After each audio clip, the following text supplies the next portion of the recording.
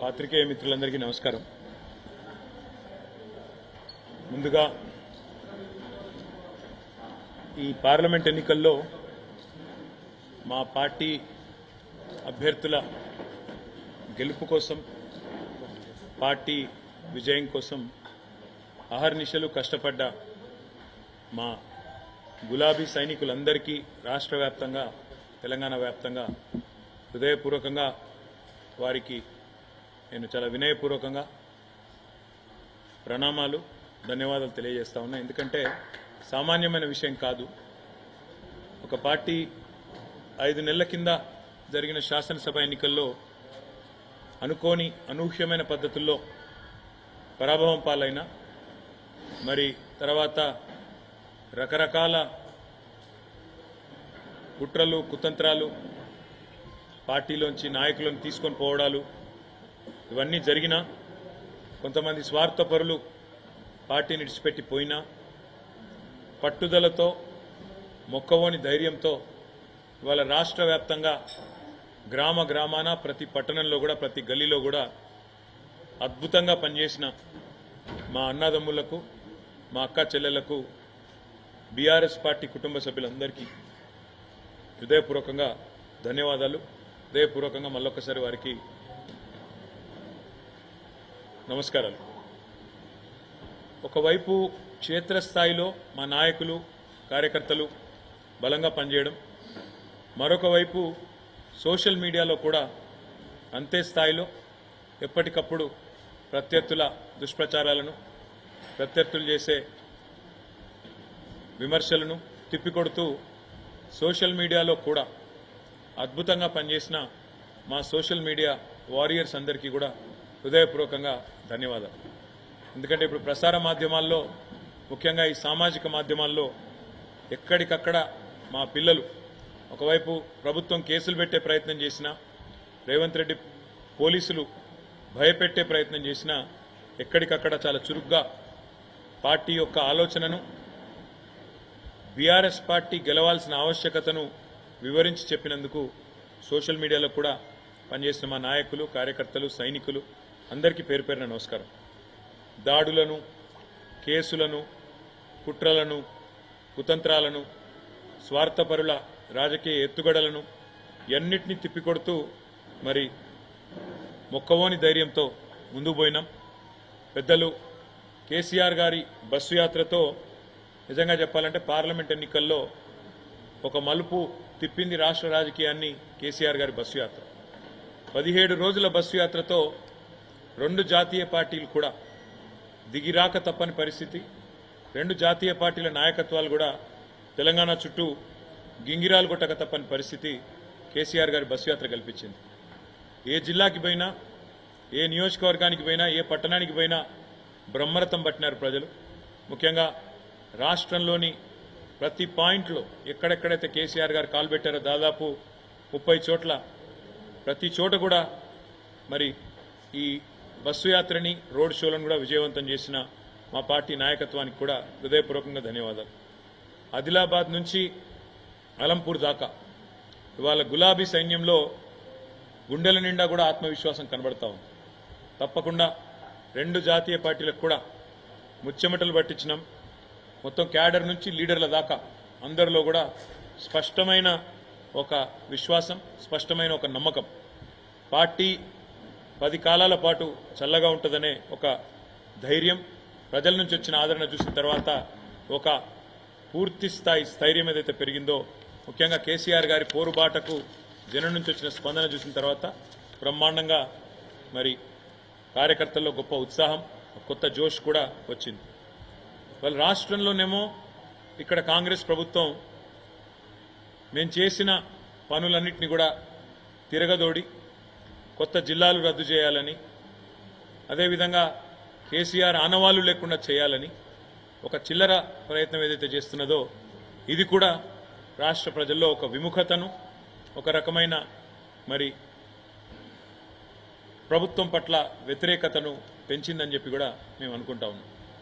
అదేవిధంగా 6 గ్యారంటీలు 100 రోజుల్లో అమలు చేస్తామని చెప్పి మొత్తంగా 420 హామీలు ఇచ్చి ఇవాళ వాటిని తుంగలో తొక్కిన వైనం మీద కూడా కాంగ్రెస్ పార్టీ మీద ప్రజల్లో తీవ్రమైన వ్యతిరేకత కనబడింది. మేము ఎక్కడెక్కడైతే తిరిగినామో చాలా స్పష్టంగా, ముఖ్యంగా గ్రామీణ ప్రాంతాల్లో రైతు భరోసా అని చెప్పి మోసం చేసినందుకు, రైతు బంధునే మొత్తంగా వేయనందుకు, కరెంటు విషయంలో తీవ్రమైన నష్టం చేసినందుకు, క్వింటాల్కు 500 బోనస్ ఇస్తామని చెప్పి బోగస్ మాటలు చెప్పి మోసం చేసినందుకు ఇవాళ రైతులు బగ్గున మండుతా ఉన్నారు.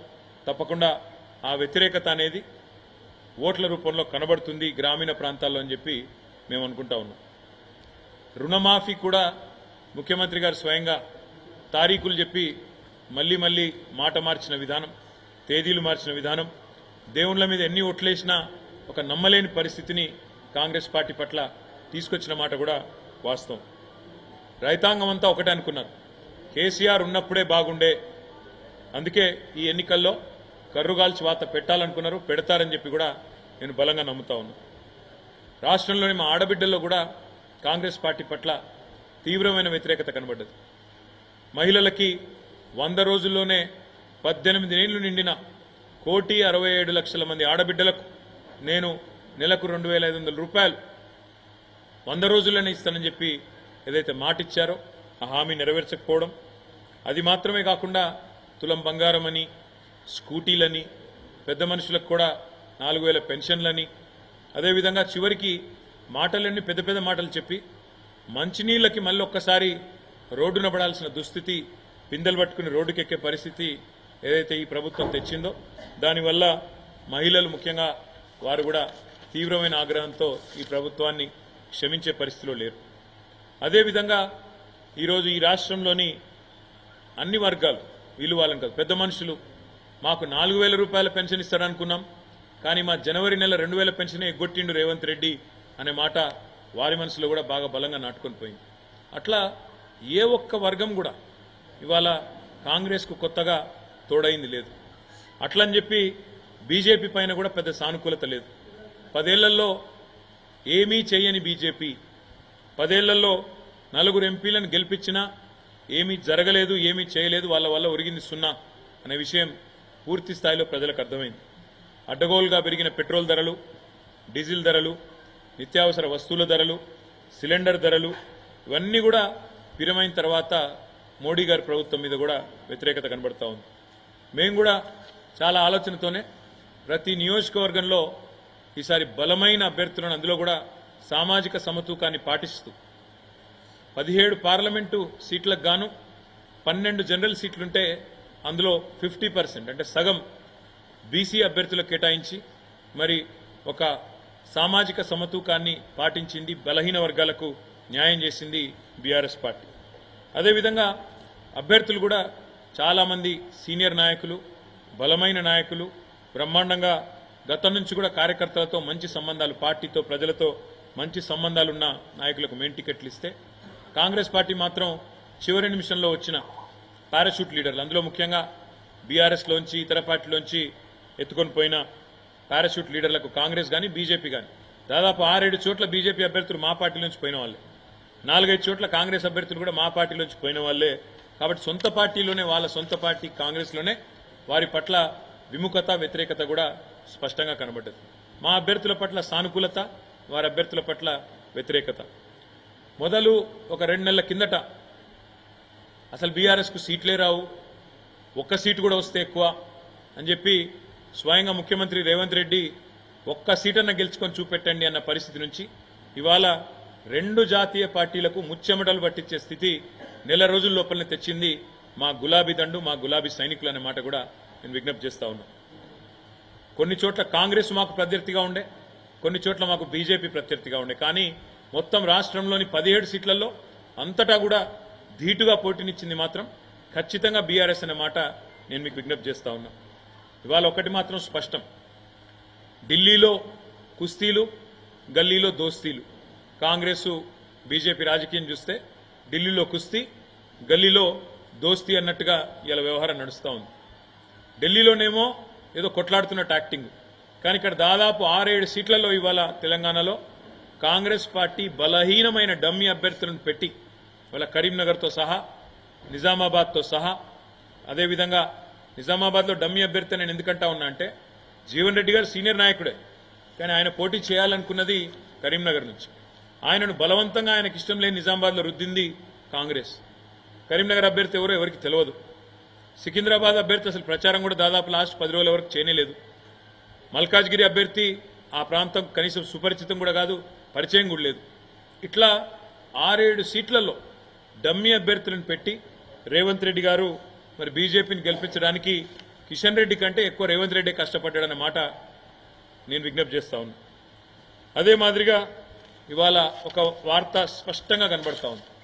నేను మా నాయకులు కార్యకర్తలకు కూడా నేను చేసే విజ్ఞప్తి, వాళ్ళ దేశంలో ఈ 2 కూటమిల్లో ఏ కూటమికి కూడా స్పష్టమైన మెజారిటీ వచ్చే పరిస్థితి కనబడడం లేదు.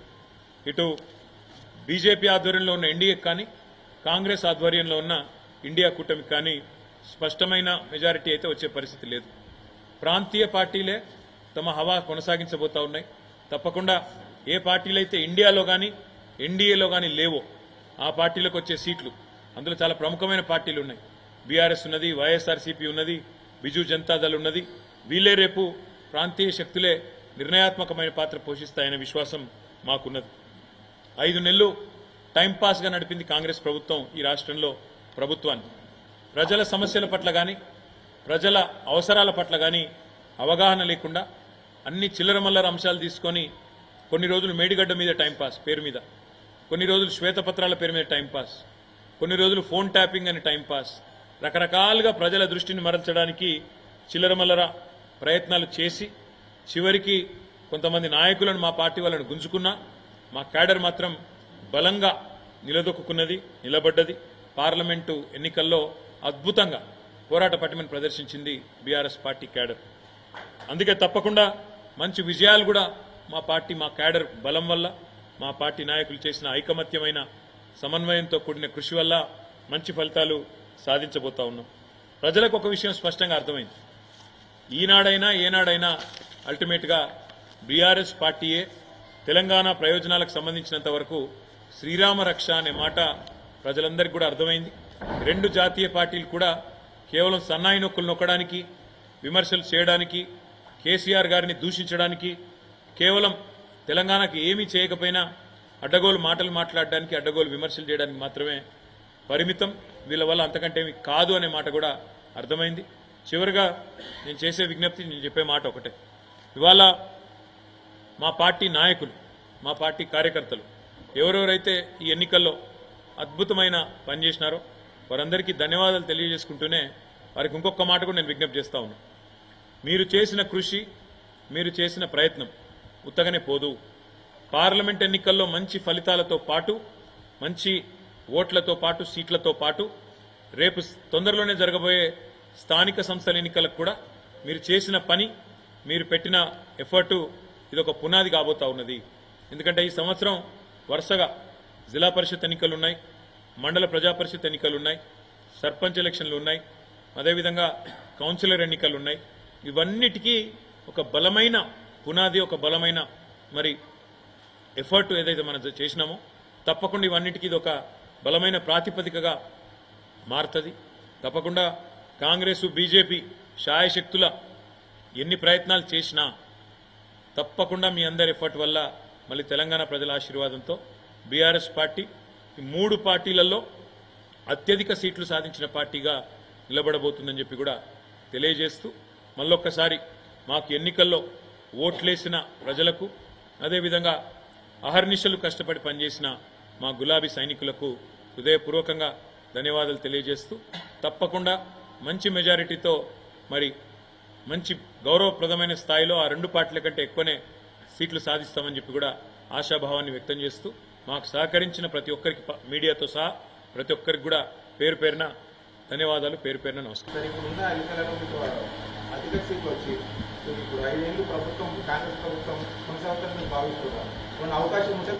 జూన్ 4th నాడు చూద్దాం బ్రదర్, తొందర ఎందుకు, అన్నిటికి ఇప్పుడే తొందరపడితే ఎట్లా. ఒకటైతే పక్కా నాకు తెలిసి కాంగ్రెస్ పార్టీ పరిస్థితి మాత్రం ఎన్నికల తర్వాత బాగుండదు. ఎందుకంటే ఈ 5 నెలల్లోనే ఎక్కడలేని వ్యతిరేకతను ప్రజలు మూటగట్టుకున్నది కాంగ్రెస్.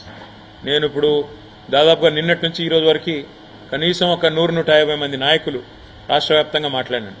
అందరు చెప్తుంది కూడా ఒకటే, 5 నెలల్లోనే ఒక అసాధారణమైన వ్యతిరేకత మాత్రం కాంగ్రెస్ మీద వచ్చింది. క్షేత్రస్థాయిలో కాంగ్రెస్ పరిస్థితి బాగలేదు.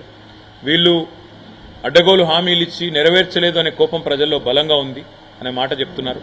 కాబట్టి నేను అనుకోవడం అయితే ఒకవేళ ఈ ఎన్నికల తర్వాతనైనా కాంగ్రెస్ బుద్ధి తెచ్చుకొని తామిచ్చిన 420 హామీలు అమలు చేయకపోతే తప్పకుండా ప్రజాక్షేత్రంలో చాలా దారుణమైన పరాభవానికి వాళ్ళు తయారు కావాల్సి ఉంటుంది. అది మాత్రం పక్కా. Thank you.